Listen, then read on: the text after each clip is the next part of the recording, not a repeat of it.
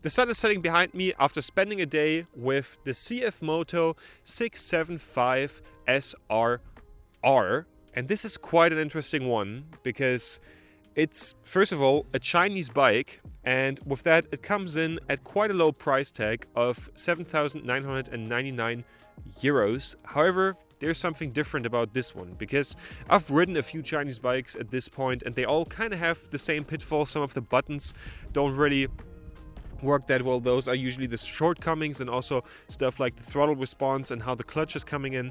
However, after riding it now for a day, this is here a bit different. And in many ways, this is a surprise and, not gonna lie, quite a package for the money. I actually wasn't just surprised by what the bike is offering, but I was also surprised by the motorcycle itself, because it was supposed to be delivered as a test bike tomorrow. However, today in the early morning, the bike arrived. A bit stressed and in the middle of things. However, we're going to make our way today with this gorgeous beauty behind me to Uni. It arrived basically 20 minutes ago, the CFMoto 675 SRR. And that's quite a beautiful bike to look at, not gonna lie. Let's have a look at this motorcycle's design. One thing that is quite apparent is all the racing styling. I don't know if that's actually going to be functional. Stuff like the winglets, the brake cooling in the front, that's quite impressive, and it looks quite impressive. One thing that I really like from the design is how there's a cover here on the frame that goes into the fairing. All pretty wild design. One thing that could get troublesome is the white seat. I don't know how that's going to perform in real-world applications. This bike still has 0 kilometers on the clock at the moment, so let's take it for its first drive to Uni.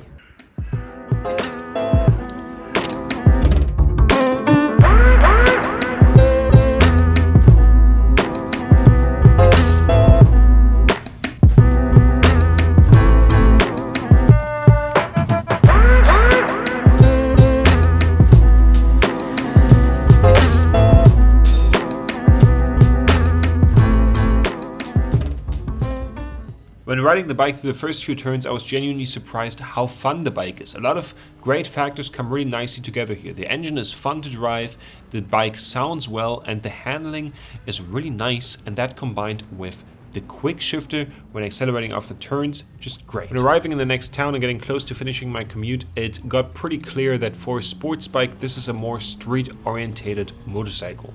I managed my 39-kilometer commute without any points of pain on my body, and that with a backpack, with a laptop, and everything that I needed for the day.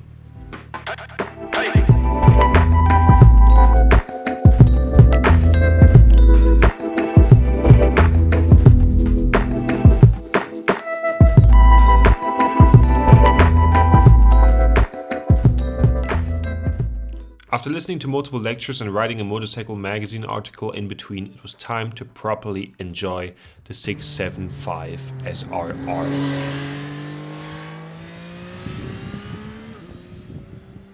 So after now having slept one night over my first impression on the CFMoto 675 SRR, I have to say I think I see what CFMoto is trying to do here. There are multiple factors right now in the motorcycle industry, and like how bikes are getting made, and also in the people that are buying them, the customers.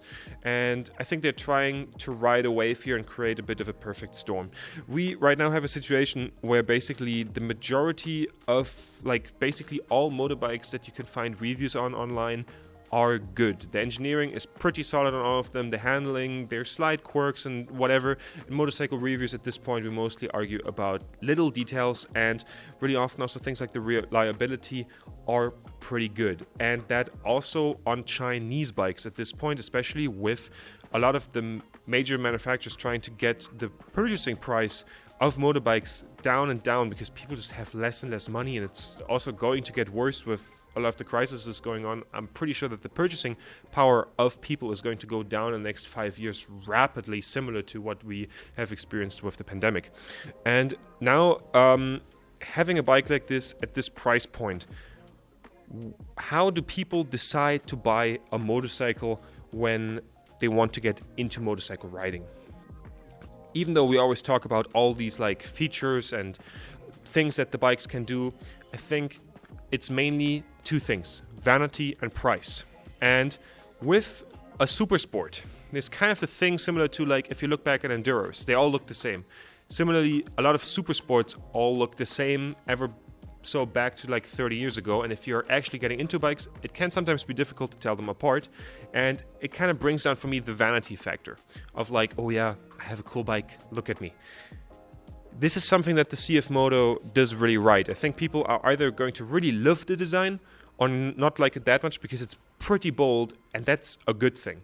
That's a good thing because you see here the color choice with the blue, the silver, and the shining black, and the white seat. That's already quite bold. And then here the way that the colors are refound in the bike, here with the rear section being in this brushed silver look, and then here kind of like a fake frame that's similar to a Delta, that looks similar to like a Delta box frame on the old Super Sports, going into the fairing, and this kind of shape being continued into the sichel here of the front light is honestly really impressive.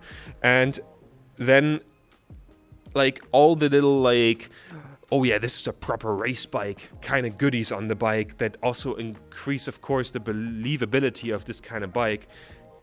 The winglets and the front brake cooling. Are they functional? Are they necessary? They're functional, definitely. They're most likely not necessary. However, they add to the appearance of the bike quite a lot. I was driving through the city and got approached multiple times by like, oh, what kind of crazy bike is this? And I had a dude in a C63 AMG trying to race me, and people were really impressed by the bike. So in that sense, it really caters to like the, oh yeah, I want to appear like I have the great race bike. I will figure out in the next 2 weeks how much of it this bike can actually back up. It seems like it can with quite a lot because it has a fully adjustable suspension in the front, and I think and it has preload and rebound in the rear. And in addition to that, it has a steering dampener, an upward quick shifter. The upward quick shifter really is fun. It's really fun to just rev out the bike, and like the sound of the bike is really, really good, especially for a bike that is releasing with today's regulations. That this bike is sounding like this is kind of crazy because it sounds, first of all, really good, and it has quite a good volume to it, and it's like you can feel the sound wave bouncing back from the walls of the city onto you, and then the sound, especially in combination with the quick shifter, is quite fun.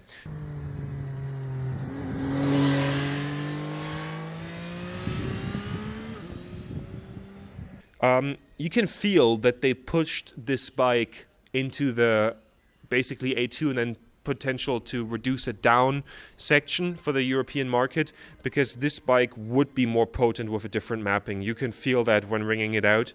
I need to see in the next 2 weeks if that's just me nitpicking or if this becomes more apparent. But overall, this is a really strong offer, and also like with its ports of connectivity. I couldn't get into the connectivity that much yet. However, I can control my music and all that kind of stuff. And for the modern motorcycle riding experience with the Super Sport, this is quite fun, and this is quite actually a threat for the rest of the European market, because this bike is 7,999 euros and people have less and less money. Motorcycle sales in general are going down, and like I already said, it's about to get even worse. And in a lot of countries, we already see that these Chinese bikes start really making good sales. If you're looking in like countries like Greece, the rest of the Balkans, Italy, Spain, I think in Italy even like a Chinese bike was the most sold bike in general. Especially here with the CFMoto, you can tell that they really want it. They really want it, and also something that is basically, if you compare it to other Chinese bikes, that is working well here. Usually Chinese bikes manage the whole engine part now really well. Reliability also good. Features good.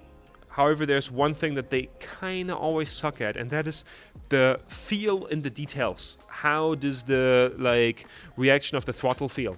How does the feeling with the clutch feel? Is the clutch levers, by the way, are here really well adjustable for all kinds of sizes of hands. And this works well on the CFMoto. And that's going to be dangerous for the other European brands, because that's usually what they have down. That's why you buy one of their bikes. And if they're now good at this, that can become a threat. And in that way, the whole package of the bike feels really nice. It's really fun to drive. I think what now still has to be answered is, does the excitement that I now have for this motorcycle hold up over the next 2 weeks? Because for like basically $8,000, this is one hell of a deal.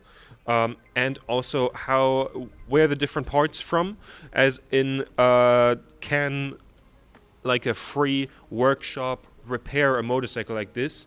I think that's an interesting question, because there are things that are outside of CFMoto's control, and that is how political relationships are going to go between China and different countries. And I think in Europe we're pretty much good. I don't think that there's going to be problems in getting this bike serviced, also with the 4-year warranty, which is quite good. However, that may be different for other parts of the world where you're potentially watching from, and then it's important to know if you could basically get parts from like maybe Japanese bikes that are identical, what kind of components are used in like the engine, clutch plates, bearings, all these kind of things, and have a look at that.